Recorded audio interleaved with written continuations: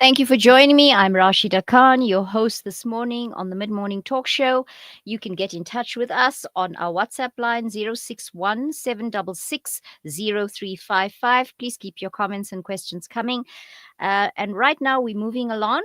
We're going to be speaking to our friend again, Shuhaida Adams. She's from uh, Islamic Careline. And today we're talking about a very, very important topic, the mental health impact on interpersonal relationships. Okay. So Shuhaida, as we know, is a registered social worker from Islamic Careline. She's a counseling and community development service based in Fordsburg. Shuhaida has been at the Islamic Careline for 12 years, working closely with individuals, couples, families, and in various communities across South Africa. Assalamu alaikum, Shuhaida, and welcome to the show. Walaikum salam wa rahmatullah. Shukran, jazakallah khair for inviting us to join you today. Yes, no, we had such an interesting conversation the last time. And this topic is really another topic that's close to my heart, mental health. It's something that I talk about in my books. And I thought, no, we've got to talk about what the impact of a mental health is.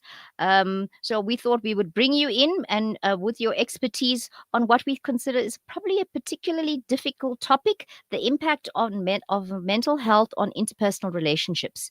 So, Shuhaida, in your 12 years at Islamic Careline, tell us, what are some of the signs that mental health is actually impacting personal relationships?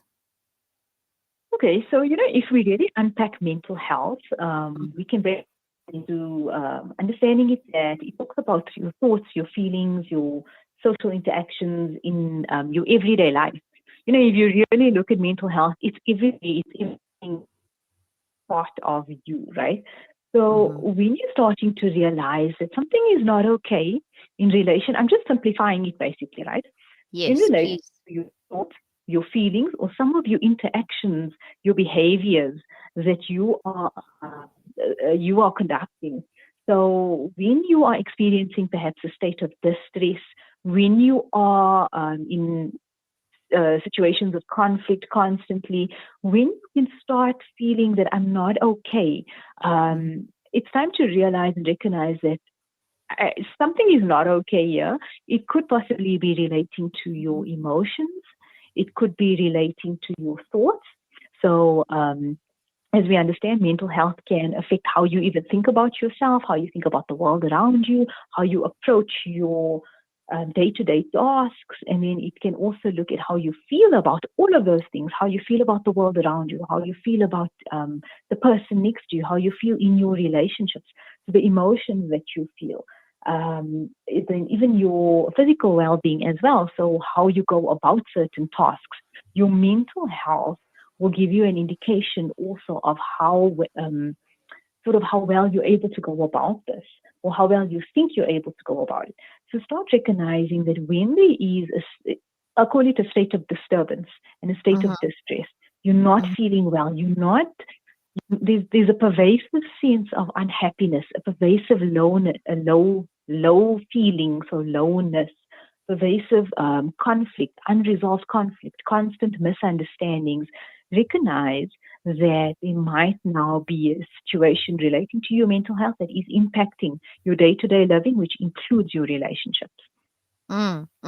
So, I mean, that's very interesting, because I would myself personally wonder, if there's an issue between two people, how do you know that that is an actual genuine point of contention that two people need to work through and resolve, that there's some challenge or some disagreement or some misunderstanding that they have to work through?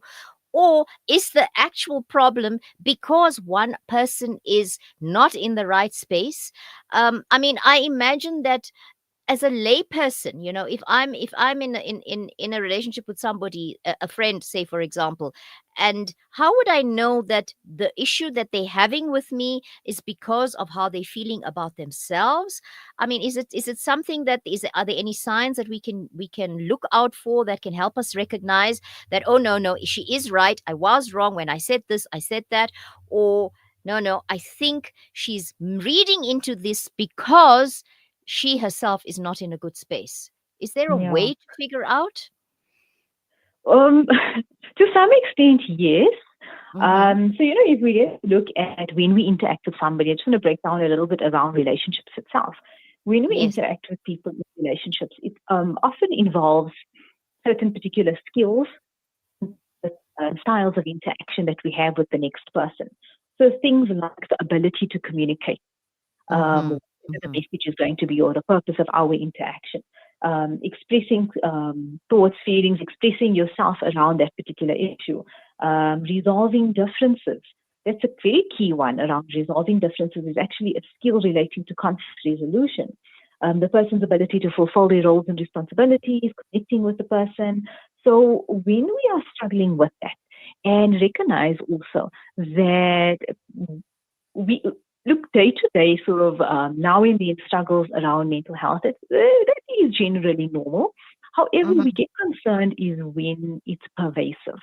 So it's ongoing struggled feelings where this person is Yes. constantly misunderstood or constantly showing signs of misunderstanding what you're trying to say. They're Mm-hmm. presenting maybe behaviors of anxiety. So there's constant worry, there's constant insecurity, there's intense moods. Um, oftentimes a person at optimum functioning optimally Mm-hmm. is in a state of balance. So when a person Yes. is struggling with their mental health, they are not in a state of balance, and that can come across in the emotions and how they present themselves, the thoughts that they are expressing. It's Mm-hmm. quite intense. It's oftentimes extreme. There's excessive of a particular either behavior or thoughts that they are saying out loud or they show to you, or even they withdrawing. So you feel that you are oftentimes talking to someone who is just not connecting with you. They are not able to engage with you on an emotional level. So this I'm talking a little more sort of personal relationships. So you're looking at maybe more intimate relationships between maybe husband and wife, Mm-hmm. or siblings or parent child, very close people, right? So this is Right. when you can see that this person is withdrawn from you. It's a pervasive behavior. So Mm. often please or more that this is Mm-hmm. ongoing. Yeah. Very low interest also in this relationship that they are in with you. So if I can look at a marital couple, for example, is a Yes. low interest in your partner Mm-hmm. and ongoing, it's pervasive. There's a lack of interest in any type of intimacy, so physical intimacy as well as emotional intimacy. And for many Yes. people, emotional intimacy actually is what underpins their physical intimacy. So when they are struggling to emotionally connect with their partner, and this is ongoing, and as much as you try to present certain positive behaviors in the relationship, this person is not able to respond to your own relationship building skills. That can give you a Mm-hmm. very good indication that we are struggling with something here, and it's most likely connected to the person's mental health. Yeah.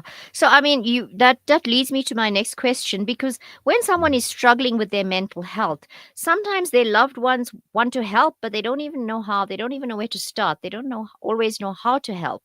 What advice do you give to partners or family members in this situation?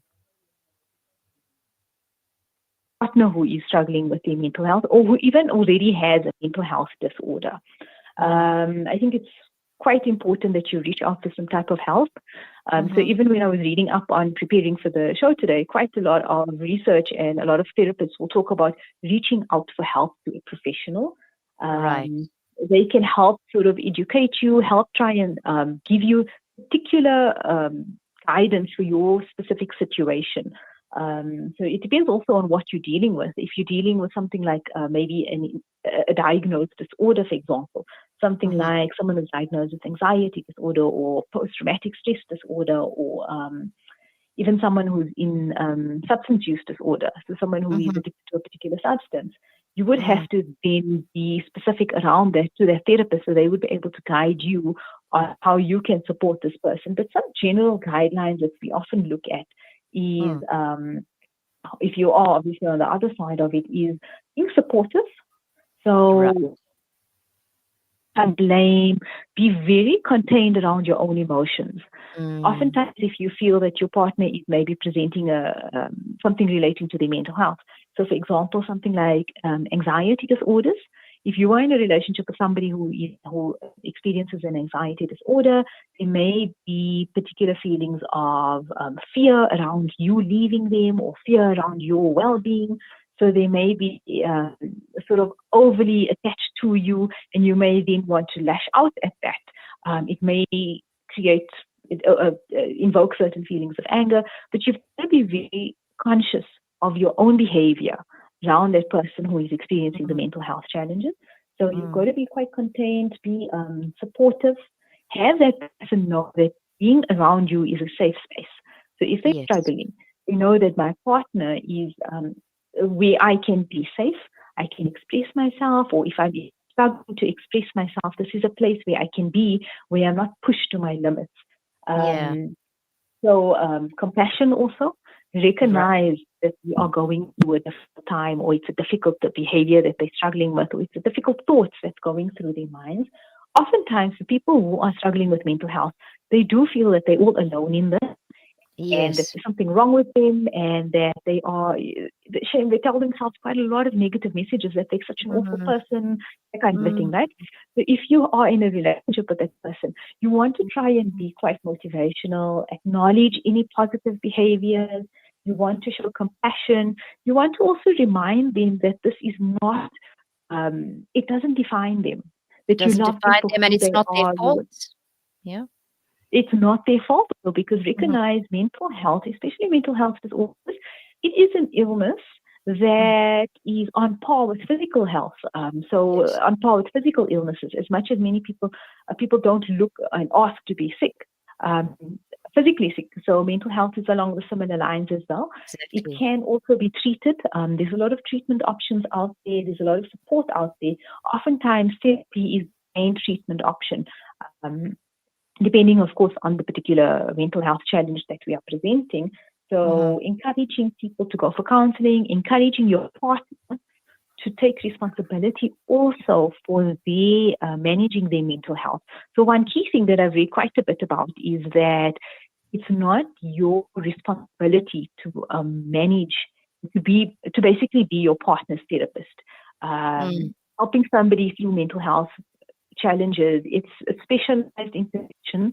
So as much as you are the partner, you can encourage them and motivate them and be as supportive as you can, but you cannot take the role of the therapist, the Mm. role of the so to say, case Counselor. manager. You can be the Yes. caregiver, but you are not able to take on that full responsibility. Yeah. And even if you are a qualified therapist, therapists themselves don't manage their own Their own, family, of course, because they can't be yeah, their objective, own I'm family sure. cases. Yes. Yes, it's a very different experience living with it in your day-to-day life versus Mhm. being a therapist and seeing a client come in for their session and then leaving again. So it Yeah. talks about just creating that safe space, being open and honest about you may perhaps you don't fully understand what this person is going through, trying to engage with them. So that utilizes your own communication skills, your own empathy, your own conflict resolution. So when there are differences, or when you have concerns about your partner's mental health, Mhm. using a lot of respect, using a lot of love and safe words that you can use, but also Mhm. being straightforward, recognizing certain mental health disorders are going to require boundaries.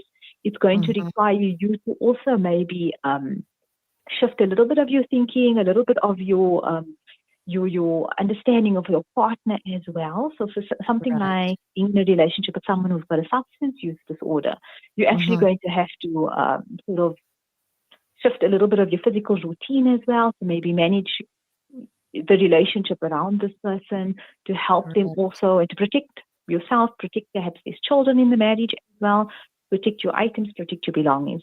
There's quite a bit Yes. of behavior shifts that it might require as well. Mhm. But these relationships are very much doable. They can be entirely as satisfactory as another relationship where there isn't the presence of a mental health disorder in any way. Yes. It I'm just sure. requires quite a bit of extra support and extra intervention. Yes. And then the other side of the coin, that is when somebody may not be able, may fear actually talking about it. So maybe they have these thoughts that, I'm not good enough, or I'm a terrible person, and they understand they might even have an understanding that their mental health is not right, but they worry about talking about this because they fear they might push other people away. um have you seen that fear play out in relationships, and how do you address that in like a counseling situation? It definitely, especially when you have particular or partners who have the belief that mental health is something that you shouldn't have an issue with it. It's a sign of poor iman if you are struggling with mental health. Yes. So there Mm-hmm. is quite a bit of stigma still in our communities today. And when you come from that particular environment, or when you've grown up with that particular belief system, that struggling with mental health is a sign of weakness or poor iman, and when you have a lot of negativity around it, you are then less likely to reach out for Mm-hmm. help. You're less likely to actually face and admit that you have mental health problems. But Yes. or if you do, you will keep it very quiet. You won't share it with anybody. Look, we of Mm. course do respect confidentiality. Everybody has the right to disclose or not to disclose whatever it is about themselves that they would like to. However, in a relationship, we do look at how does this impact your partner? What would your partner, or what would you feel your partner needs to know as well?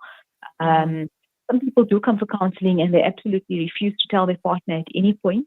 So they Yes. carry on with it, and they hopefully then we try to work with them to get to a point where they're able to manage the situation, manage their mental health. So we give them tools, we work through talk therapy with them, helping them in terms of a behavior change as well.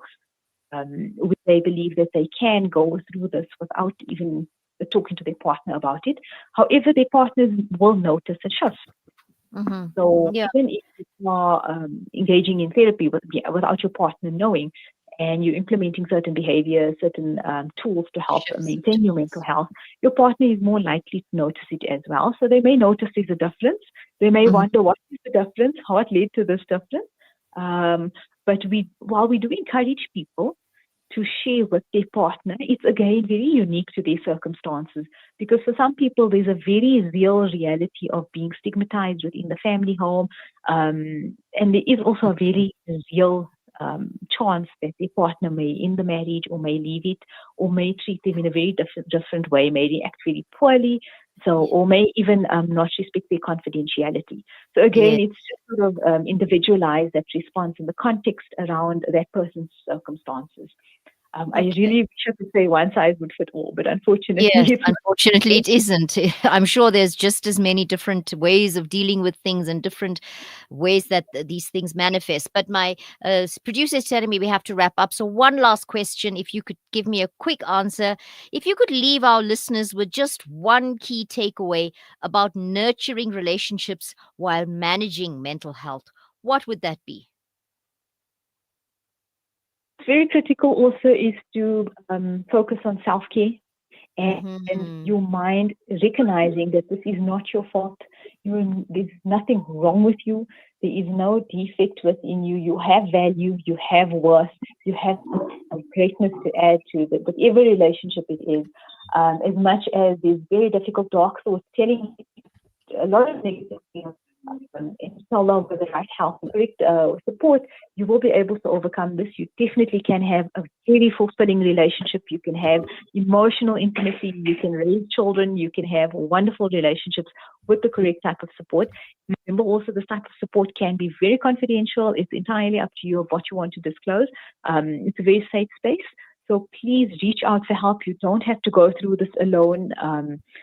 And there is a wonderful support available for you. So please reach out for help, and inshallah, you will definitely be able to embark on a wonderful relationship and fulfilling and meaningful relationships in the future. Inshallah, we wish everybody who's going through these challenges all the best. And really, I would just appeal to everyone, anyone who's out there, whether you are the person suffering or suffering with a challenge like that, or you in a relationship with somebody else who is having some kind of challenge, to reach out. You're not alone, and there is a lot of help and there is a lot of support. So do reach out. Jazakallah again so much for your time and your input. It's been an eye opener as always. Thank you so much, Shuhaida. Assalamu alaikum wa rahmatullahi wa barakatuh.